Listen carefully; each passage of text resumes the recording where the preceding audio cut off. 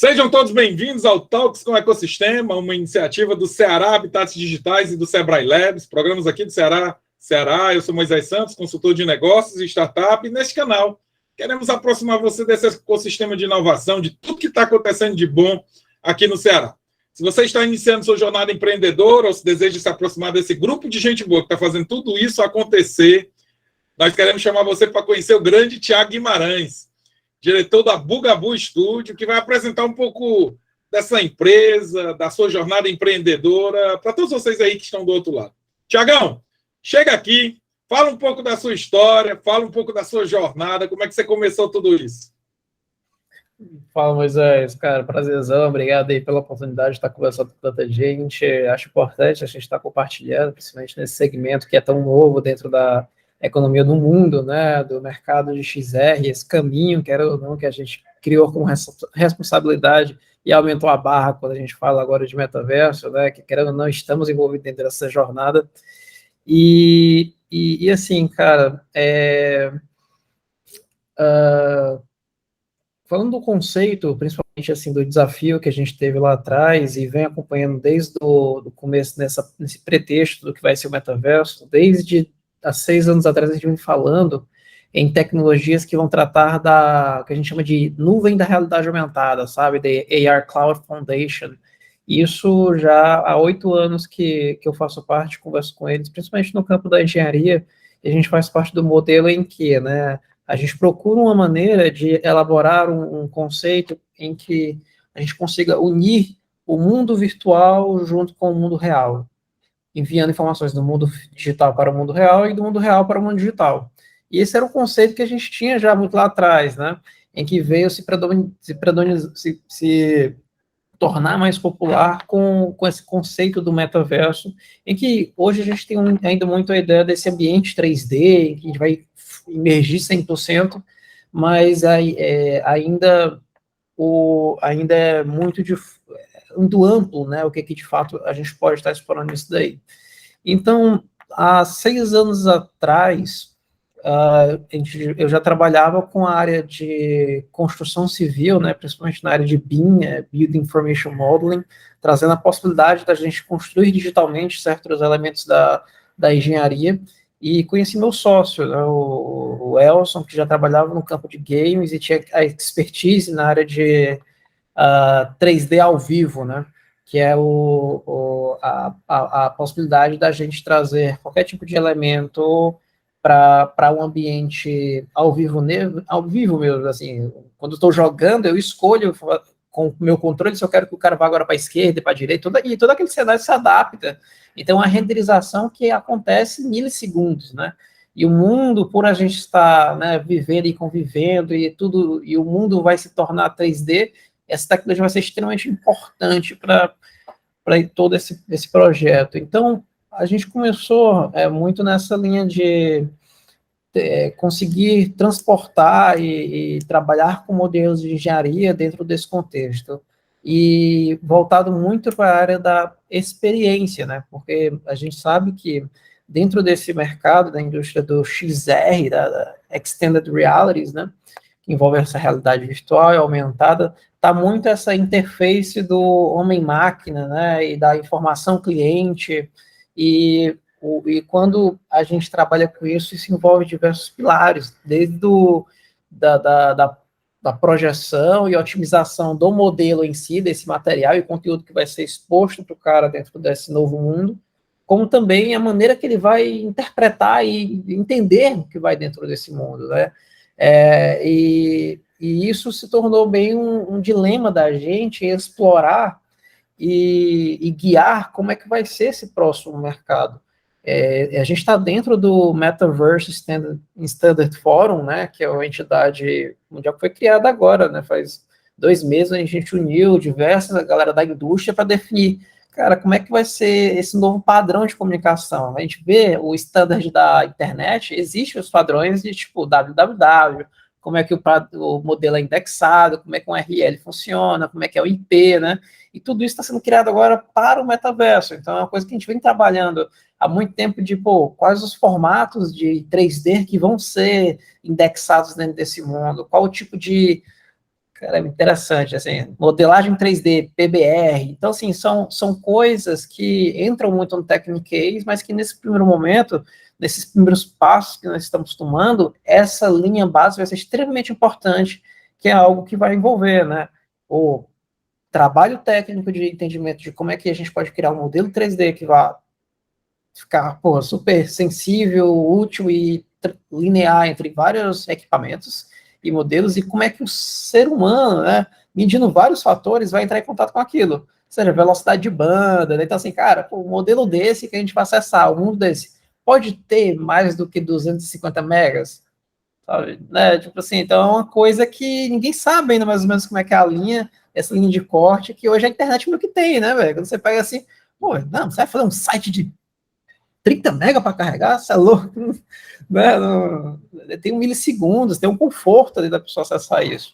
Então a Bugabu, ela meio que sempre foi esse laboratório, né? Assim, a gente entender como é que seria essa visão e estar trabalhando com esses grandes players dentro do mercado e grandes empresas e clientes em conseguir trazer e converter esses modelos, né?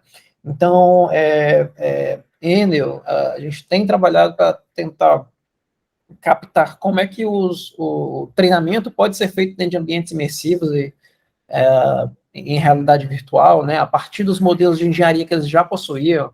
Então, pô, os caras têm toda uma biblioteca gigante em Inventor, eles possuem uma biblioteca gigante de especificações técnicas de treinamento. Então, como é que a gente converte isso que hoje se faz tão bem feito fisicamente, barra digitalmente ali, mas para o mundo 100% agora virtual, né?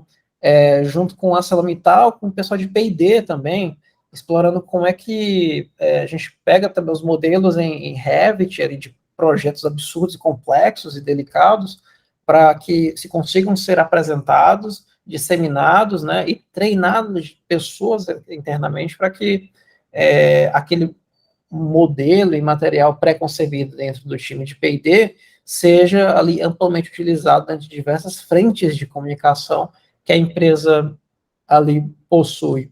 Então, para formular e formatar tudo que é a nossa visão do que é o metaverso, que a nossa visão de fato é a próxima geração da internet, só com a internet mais imersiva, conectada e descentralizada, e não necessariamente 3D, assim, que pode vir nessa 3D, mas que não necessariamente isso esteja envolvido, mas que o alinhamento e a periodicidade de todo esse conteúdo imersivo que a gente vai ter que criar vai estar alinhado às antiga Web 2.0 e a próxima Web 3.0, a gente vai ter que transportar esse conceito a nível de software, hardware e principalmente cultura, sabe?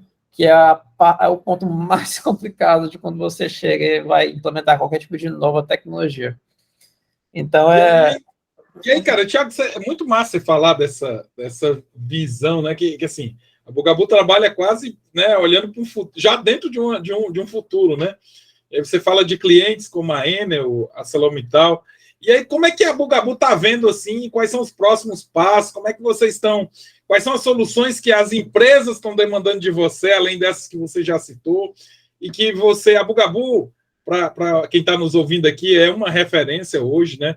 Em experiência no campo do XR, aquilo que a gente vê com aqueles óculos do Meta, né? Tudo isso, né? Business Experience. Eles têm feito um trabalho incrível nessa direção. Então, eu vou pedir aqui para o Thiago para continuar explorando aí, mostrando aqui para quem está nos ouvindo o que as empresas estão demandando nessa área, qual é a sua visão, como é que a Bugabu olha para esse futuro, né, de soluções para esse mercado. Não, total.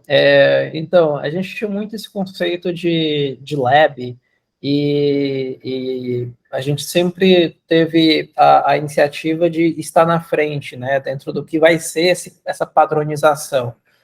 No conceito e na expertise da seguinte maneira. Tanto canto existia a competição entre HD, DVD e Blu-ray, sabe? Então, assim, qual vai ser a tech que de fato vai ser implementada como raiz e base para tudo aquilo que a gente vai estar construindo nesse futuro. E a gente vem explorando, cara, isso há bastante tempo, né? E aí, dentro dessa iniciativa, nós temos aí duas frentes principais que a gente atua, três, vamos dizer assim, né?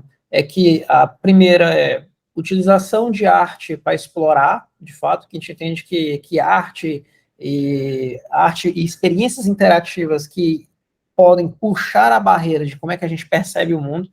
Então, por exemplo, o Unimed, Boticário, né, a gente já fez experiências onde, pô, como é que eu faço com que a pessoa sinta cheiro sem sentir cheiro, sabe?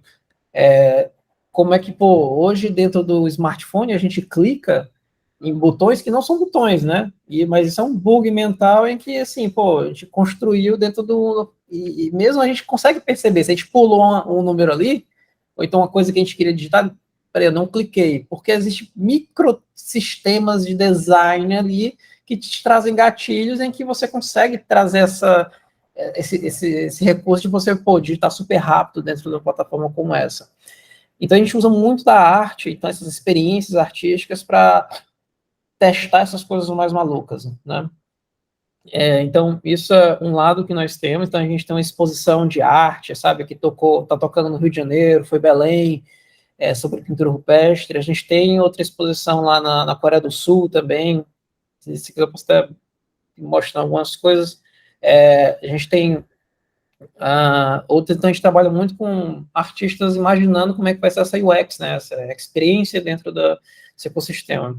Temos uma área dentro da empresa de treinamentos, então converter digitalmente, né, toda essa parte.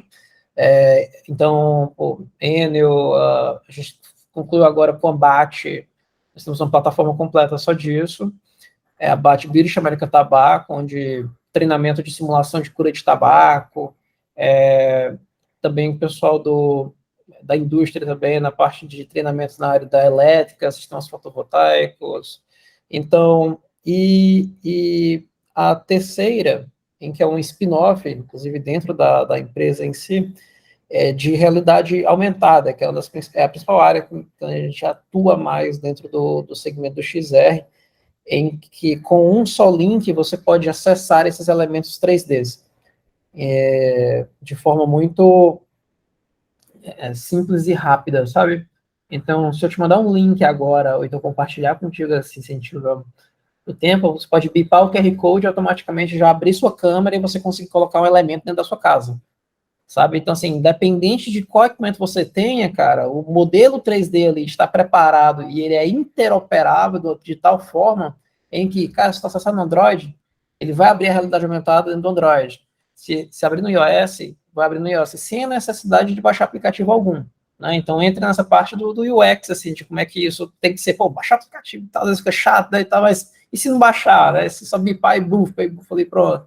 O que você está dizendo, Thiago, é que se você for numa dessas imobiliárias, você pode, quem sabe, baixar um QR Code e visitar o apartamento todo por dentro sem precisar de nenhum recurso adicional no seu smartphone, é isso?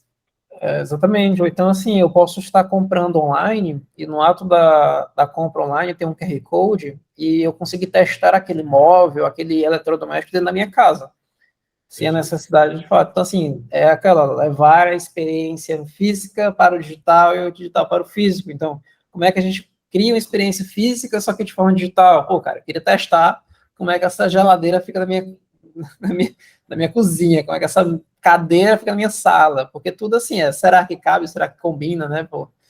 E isso é extremamente importante. A gente tem trabalhado com vários players grandes no mercado, estamos implementando a plataforma dentro não posso falar, mas são com grandes players, mas a gente virou referência, assim, dentro desse segmento, principalmente do lado mais técnico. Então, a gente fez o lançamento do Diablo Eternal, né, então, do game. Então, a Simple Exile é uma plataforma engine, uma matriz de realidade aumentada. Então, os caras da Activision vieram atrás, junto com a agência, porque, cara, a gente precisa fazer uma experiência em realidade aumentada, onde na hora que ele aponte a câmera para um pentagrama, o Diablo Game, né, o pentagrama que eles desenhassem, a gente conseguisse fazer uma experiência, validar, né, aquele pentagrama e fazer uma experiência em realidade aumentada que ele ganhe um acesso prévio ao game, tá ligado? Assim, um dia antes. Então, assim, uma campanha de marketing que nos desafia, né, que coloca essa UX onde, cara, eu não posso baixar nada, porque tem que ser uma campanha ali, pay buff no QR Code, sabe? Então, assim, é muito bacana. Quando a gente para Cara, avaliado. Tiagão, muitas experiências assim, né? Incríveis, né? E pensar que isso tudo. Eu queria só que você dissesse assim, como foi que você chegou a tudo isso, Tiago? Você vem de onde? Vem da engenharia? Como foi que você percebeu essas oportunidades? Quais foram os seus primeiros passos nessa direção? Acho que isso é importante para a gente, de alguma forma, incentivar quem vem atrás, né? Fala aí para a gente. Cara, é assim, se eu começar lá atrás, eu comecei muito cedo, né? Com meus 15 anos ali, eu vendia roupa, e aí eu saía, tipo, desse lado do comerciante, sabe? Vendendo roupa e ganhando dinheiro, e consegui juntar certo dinheiro para começar a construir, sabe? Então, eu comecei a construir ainda cedo, antes de até mesmo ser maior de idade, e nessa linha era uma coisa. Eu estudava muito sobre negócio, né? Eu sou esse executivo. E eu estudava coaching, sabe? Dale Carnegie, Steve Covey, Napoleon Hill e vários outros coaches assim, mais técnicos, né? Tipo assim, pô, como é que eu faço business, como é que eu me comunico, técnicas de SWOT, espinha de peixe. E o que eu fazia na época era muito pay bufo, né? Era aquela coisa assim que não tinha muito essa análise lúdica sobre como é que o negócio vai ser, porque era construção civil muito, sabe, solta, porque aquela época que o boom estava acontecendo e eu sentia muita falta, porque, pô, 1.1, né? Ninguém na minha família era empresário ou tinha qualquer tipo de relacionamento com o mundo de negócios.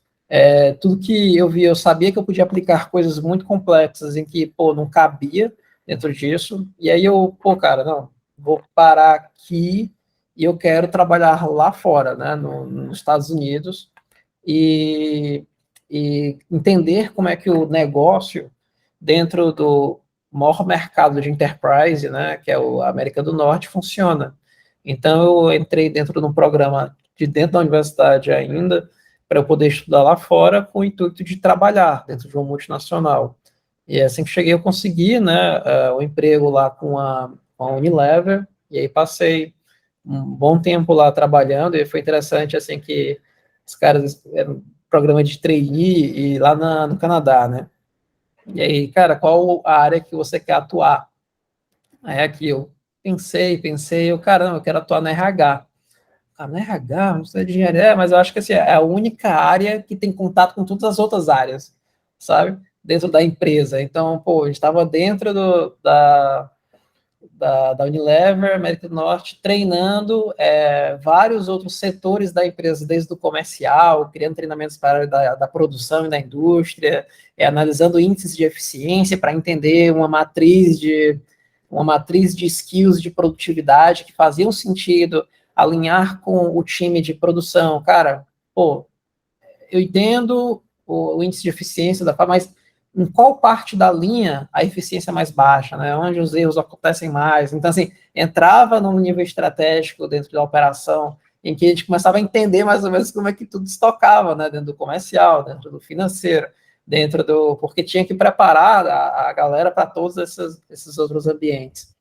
E aí, cara, eu ainda tinha coisas aqui no Brasil, voltei, né, depois de um tempo, vi que lá dentro de uma empresa como essa, eu achava que eu ia chegar lá e aprender ia chegar, pô, cara, vou fazer uma reunião e vão aplicar aqui uma espinha de peixe, sabe, uma matriz SWOT, analisar, e eu, cara, eu vou me livrar desse modo, que eu chamo modo Tora, né, modo doido, assim, de tocar as coisas. Mas a gente viu que, pô, cara, lá geralmente dentro desse ambiente, são só pessoas muito bem preparadas e que conseguem entender todos esses elementos e ferramentas como frameworks de pensamento em que, voltando para o atual mercado, principalmente que a gente tem aqui, né, com uma galera que às vezes falta, né, pô, a maneira de pensar a modelo de SWOT, de como é que isso, né, vantagens e desvantagens, de como é que eu chego de fato no que é o problema que precisa ser atendido. E aí entra muito na questão de como é que a gente entende, cara, que eu sempre divido lá na empresa, a regra do porquê, como e o quê, sabe? Os profissionais. Fazendo uma base na engenharia civil, eu sempre falo que a gente pode ter três tipos de profissionais que vão fazer três perguntas diferentes, ou tem três tipos de análises diferentes sobre situações. Na construção existe o peão, né, o operador, ali na ponta, o mestre de obra e o engenheiro. E todos têm suas funções muito claras, assim, o peão, o cara que está ali fazendo na hora, ele sabe o que fazer, ele sabe mexer na ferramenta como ninguém, cara, e isso é impressionante, essa coisa que o engenheiro, nem o mestre de obra sabe manusear aquilo de uma maneira tão artística e precisa como... Agora, o mestre de obra, ele sabe como fazer, ele sabe o momento em que um cara, o pedreiro tem que entrar, para depois o pintor tem que entrar, depois sabe, então ele conhece mais, ele está vendo uma visão mais ampla de como esse processo precisa ser tocado e como é que as certas áreas precisam entrar de cada um. E o engenheiro, ele entra muito como design e entrando nessa parte do porquê tudo isso está sendo feito dessa forma, né? Então a análise ela vem muito antes, em que eu prego muito lá na empresa. Hoje a gente está com mais de 30, né?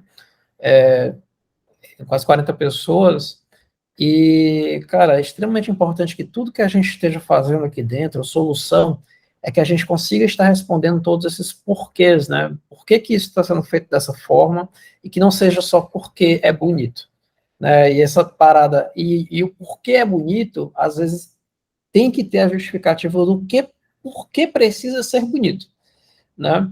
E tudo isso daí da análise mais filosófica, vamos dizer assim, e que correlaciona vários outros elementos dentro de uma produção, precisam ser bem respondidos por todos dentro do ecossistema da empresa. E eu acho que isso precisa também ser direcionado, né, para os próprios empreendedores que vão estar entrando, em sempre estar se perguntando por quê, tanto a nível de negócio, né, tipo assim, por que que ele faz isso, e qual o sentido naquilo ali que ele faz, mas também a nível técnico, se ele achar que ele vai ser sempre só aquele cara do business e que, não, me entrega na minha mão, e se é aquele vendedorzão que sai vendendo, cara, eu acho que não é assim, sabe?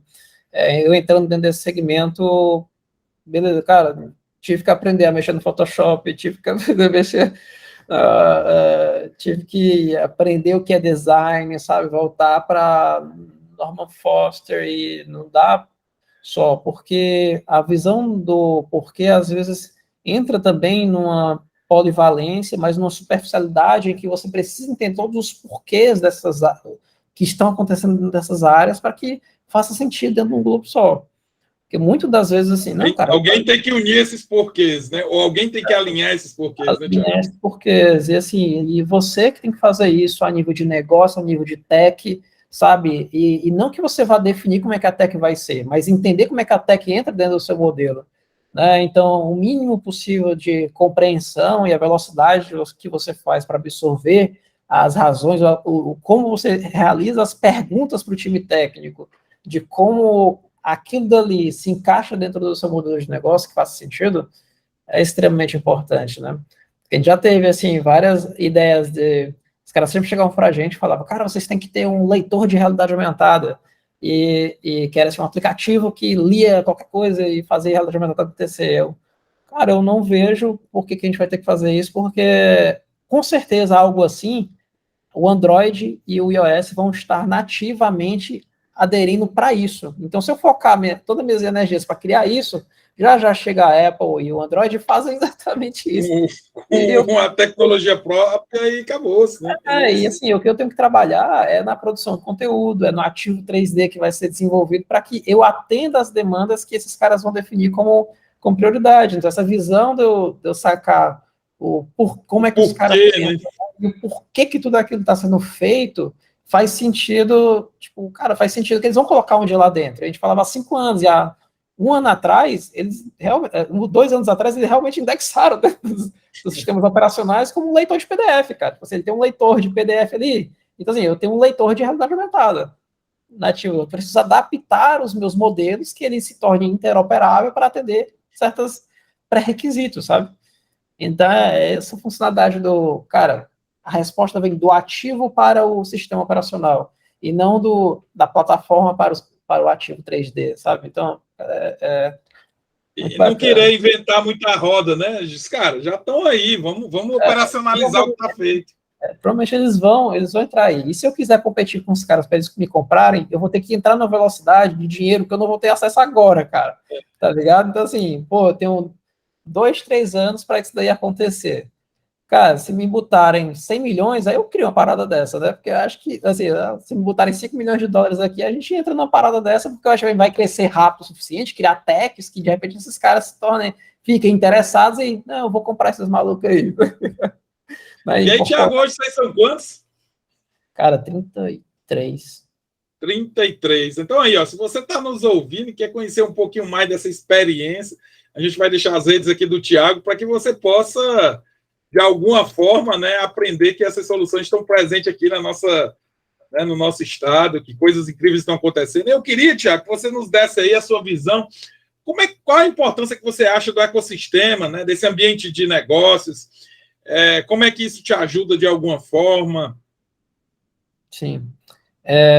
Cara, eu acho que assim, o Brasil ele perde muitas oportunidades, sabe, dentro do campo da tecnologia em si. O papel da universidade conectada às empresas e conectada ao próprio poder público, né, do desenvolvimento de uma política, então de uma mentalidade de desenvolvimento e criação de novas tecnologias, eu acredito que seja extremamente importante, principalmente nesse novo segmento e nesse novo meio que nós estamos entrando, em que a base para o desenvolvimento de certas linhas de negócios tem se tornado cada vez mais fáceis. E o poder da criatividade, né, de você unir as peças, se tornam muito mais relevantes do que, de fato, às vezes, a tecnologia que você está imputando, né?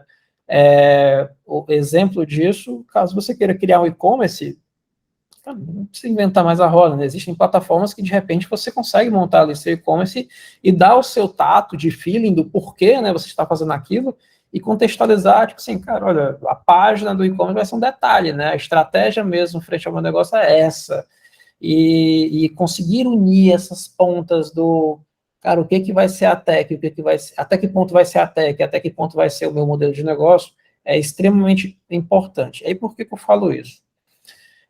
A gente também está muito próximo, assim, muito próximo, não, está querendo, né, influenciar, de fato, esse ecossistema de XR, porque a gente acredita que o Brasil tem um poder criativo muito importante a nível de técnico e a nível de modelo de negócios também, que precisa ser protagonista dentro dessas novas tecnologias, esse novo ecossistema de mundo que a gente vai estar ali presente. Então, um exemplo, metaverso, a gente também fala de blockchain, a gente também fala de, não que a gente trabalhe na Bugaboo, a gente não trabalha com isso, mas a gente entende o que isso vai ser, de criptomoedas, então isso também é metaverso, e não é os Estados Unidos com uma realidade totalmente diferente, que de repente vai ter a melhor adaptação de um ecossistema como blockchain, sabe? Que aqui no Brasil tem 1.001 possibilidades que possam ser utilizadas usando tecnologias como essa, a base da nossa criatividade e a base das nossas próprias necessidades, né? Eu brinco que, cara, não é porque os Estados Unidos passou pelo mainframe, aí depois foi para o PC, aí depois foi para o smartphone, aí depois vai entrar agora nos óculos de realidade virtual e mista, que a gente tem que passar por esse mesmo caminho. Tem muita gente que o primeiro contato com a internet e com o digital foi o smartphone, né? Então, ó, pulou, né? Mainframe, PC, não, smartphone, cara, acabou, tá ligado? E a gente tem essa vantagem de estar dentro de um ambiente, querendo ou não, cru em modelos de economia que precisam ser revistos, né? Cru em modelos de comunicação, entre pessoas, entre políticas de LGPD, que são todas próprias, e essas tecnologias vêm para auxiliar, e o Brasil se tornar referência, né? Como na questão do meio ambiente e outros segmentos afins. Então, eu acho extremamente importante o Estado, né, nesse tripé que eu falei, Estado, as universidades e as empresas privadas, entenderem esse contexto e esse novo mundo que nós vamos entrar para que nós estejamos preparados tanto a nível corporativo e estratégico, como também a nível de pessoas ali que vão estar empreendendo dentro desse novo segmento. E isso é uma política de educação que vem bem antes, né? Porque, de fato, assim, quando eu brinco que a gente foi perdendo a razão de certas coisas porque elas foram criadas lá atrás. Então, o conceito, ninguém sabe como é que um banco funciona. Porque o banco foi criando mil e uma camadas lá em cima dele, cara, que, tipo assim, para você entender, não, mas qual é o fundamento de um sistema bancário, sabe? Qual é o fundamento de um comércio, de uma loja, né? Tudo se criou um framework e a gente está tendo que refazer todo esse framework, entendeu? E por isso que a gente tem que se perguntar sempre esses porquês para que a gente consiga aplicar novamente ou criar esses novos frameworks à base das respostas básicas do porquê que existe um banco. E aí, dessa porquê que existe um banco, a gente reconstrói tudo, não necessariamente em cima do modelo que já existe, mas à base do princípio básico do que é a necessidade, mas em outro nível de tecnologia, né? Mais escalável, descentralizada, e aí vai, cara. E aí, cara, muito massa, Thiago, te ouvir, porque você tem um conhecimento muito aprimorado de novas tecnologias, você tem uma visão de negócio, e eu gosto quando você fala de que a gente tem que desenvolver um senso autocrítico, né? Um senso crítico em que a gente tem que olhar para as coisas e perguntar por porquê, né? Será que permanecerá dessa forma, a forma como a gente consome, como a gente interage, como a gente gerencia nossos recursos? E eu acho isso super importante. Bate-papo aqui, se fosse possível, a gente ficaria aqui muito tempo, porque são reflexões que ajudam, né? Quem está nos ouvindo a ter uma interpretação melhor desse mundo dos negócios, né? Que não é só essa brincadeirinha de não estou preso, né? Você de startup, né? Não é aquela coisa muito linear, né? Você tem toda uma jornada de aprendizado, que essa jornada de aprendizado é o que te permite, né? Você está falando aí de um spin-off, ou seja, você está desenvolvendo um novo negócio dentro da sua estrutura de negócio, e é isso que permite, né? Porque a gente, quando começa a ver o mundo com essa dimensão, a gente começa a perceber, opa, será que a minha experiência não é importante aqui? Será que minha experiência não é importante? E aí, olhando para tudo isso, Thiago, a gente já está aqui para os nossos minutos finais, mas, mais uma vez, acho que a gente vai voltar esse papo em algum momento, porque o metaverso, toda essa construção da realidade, né, essa nova realidade que a gente vai interagir, eu acho que isso vai ser cada vez mais presente na nossa vida. Mas eu queria fazer uma provocação. Se você estivesse hoje dando seus primeiros passos, Tiagão, você disse que passou por uma área de vendas ligada à confecção, entrou na engenharia, foi trabalhar com construção civil, viveu suas experiências em grandes, né, corporates lá no Canadá. Olhando para tudo isso, se você tivesse que começar hoje, cara, o que você faria diferente? Como é que você aproveitaria melhor todas essas oportunidades? Cara, é muito complicado, né, a gente falar assim. A gente vai aprendendo muito com o tempo, mas isso, eu acho que o que eu faria principalmente é construir uma estratégia que a gente usava muito lá atrás e eu queria ter reforçado mais, era conseguir trabalhar o enterprise, sabe? Porque às vezes as necessidades que existem dentro de grandes empresas, as necessidades que existem dentro de grandes empresas te movimentam e te mostram um mercado que eu acho que a maioria das pessoas não estão ainda acostumados, né, ao nível de escala. Então, a gente estava conversando ontem com a galera de uma grande empresa aqui de infraestrutura que cuida só dos data centers de comunicação entre subestações, sabe, de empresas, e a complexidade que existe por trás disso, o tamanho do time que existe para operacionar uma infraestrutura como essa. E eu acho que isso te dá um campo diferente. Então, eu entraria em contratar ou estar mais atenado à complexidade que existe dentro desses segmentos enterprises, né? Uma outra era, eu acho que se eu tivesse começando hoje com a cabeça que eu tenho, claro que eu já tive que passar por muitos testes para validar qual seria o caminho que a gente ia seguir como proposta mesmo, assim, de, empresa vai estar fazendo isso, isso daqui dentro do campo do tech, né?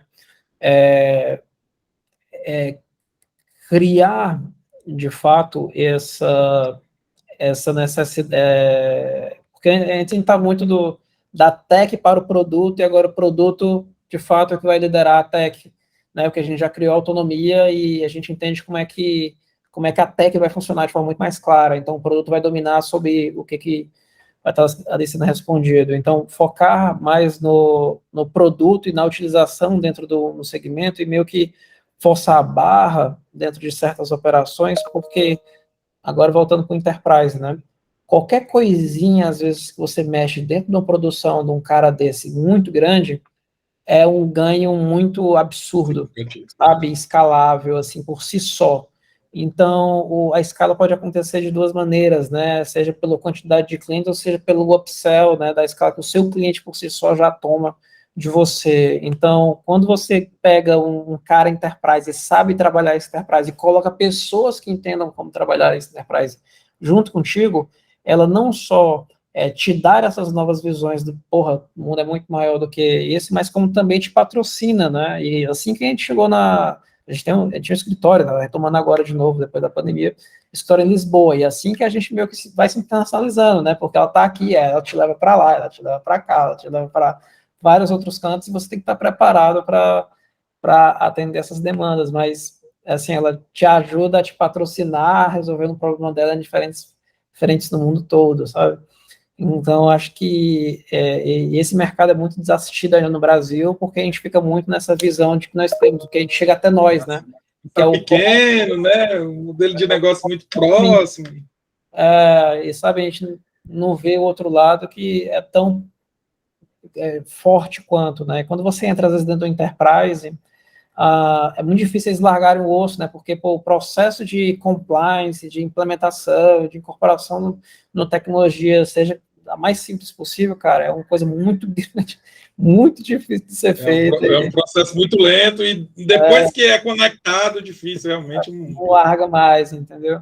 Então, assim, saber como é que esse mundo se comporta e como é que essas conexões podem ser feitas, eu acho que é extremamente importante. E eu acho que a gente, com esse discurso, conseguiu sair aqui do Ceará, cara, e atender. Pô, a gente está com a Ford agora também, grandona, trabalhando na experiência do acesso do manual do cliente, tá? Do manual do usuário do veículo, de forma digital. Então, atendendo a América Latina toda, indo para a Europa, com outras produtoras. Então, sabe, uma coisa dessa está tocando lá faz 2 anos. Então, assim, não sai mais, assim, fica muito difícil. E aí vem, viu, Tiago? Vem aí essa deixa aí para quem está nos ouvindo, né? Talvez a gente vai ter que fazer um momento só de grandes, né, de grandes insights sobre corporates, né? Porque realmente é um mercado que a gente tem grandes, acesso a grandes corporates no nosso, né, já no nosso ambiente de negócio, e por que não a gente se propor junto com eles, resolver problemas complexos, né, desafios complexos. Eu acho que esse é o nosso ponto. Tiagão, nós queremos te agradecer, mais uma vez, a gente está muito grato pela sua agenda, sei o quanto você é dedicado no que você se aplica aí a desenvolver. Nós desejamos que a Bugabu aí trilhe uma história, quem sabe todas as soluções que a Bugabu vai gerar aí, a gente possa, quem sabe, estar consumindo nas nossas casas, nos nossos negócios. Desejo, assim, um grande sucesso para todas as suas insights aí, e queria te dar aqui as considerações finais nesse momento de encerramento, para que você pudesse deixar aí nosso público aí com alguns pontos aí de interrogação, ou quem sabe alguns pontos aí de...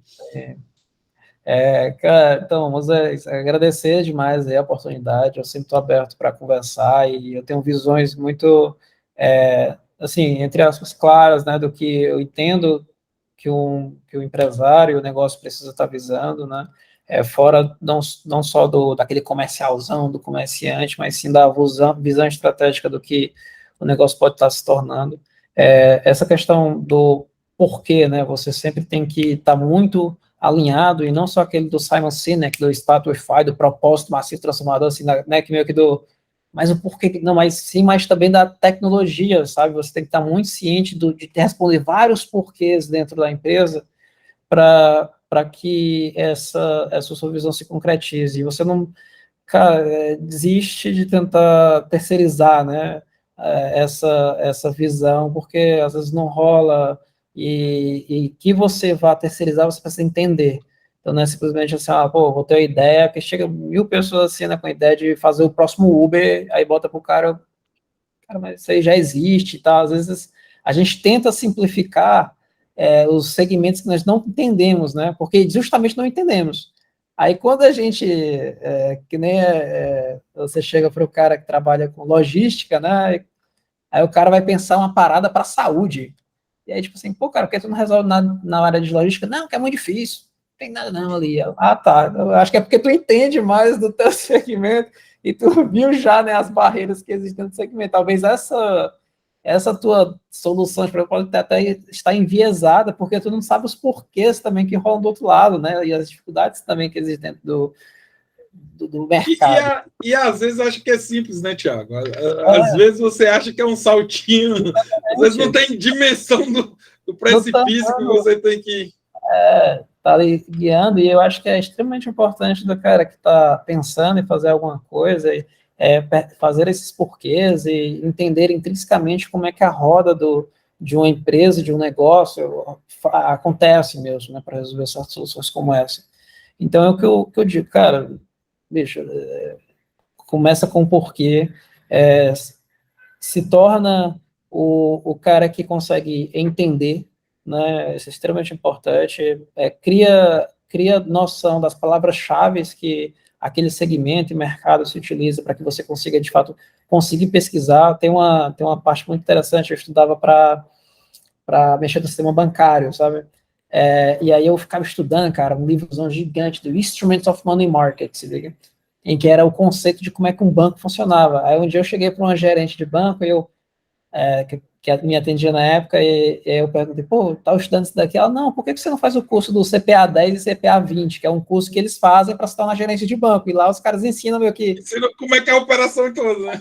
Como é que a operação funciona e tal, dizendo, pô, velho, já matou boa parte da dor de cabeça. Do processo, do aprendizado, né? Aprendizado, tá ligado? E coisa que a gente achava que ia ser muito complexa, pô, e matou. Então, assim, é muito importante a gente entrar dentro do meio e entender essa comunicação que a galera faz, como é que eles se comunicam, né, para que a gente, na pesquisa, consiga, pô, saquei, ele chama o que eu chamo aqui de compliance, ele chama de políticas de segurança da empresa, sabe? Na área da saúde se chama assim, na área da indústria é compliance, na área, né? Então, é muito bacana entender como é que eles se comportam para você também mesmo aprender e criar conteúdo e conhecimento sobre aquilo. E aí, assim, você cria essa matriz de conseguir aprender super rápido, né? Ou entender o que um outro técnico possa estar falando até você, para você, na sua cabeça, como executivo, concatenar todas aquelas ideias que façam sentido para o seu plano de negócio. Show, Thiago. Querido, queremos te agradecer demais. Ficou aí muitos insights. Eu acho que o principal deles é o porquê, né? Eu acho que o porquê, ele é que tem que definir o modelo de negócio, a estratégia, e não o contrário.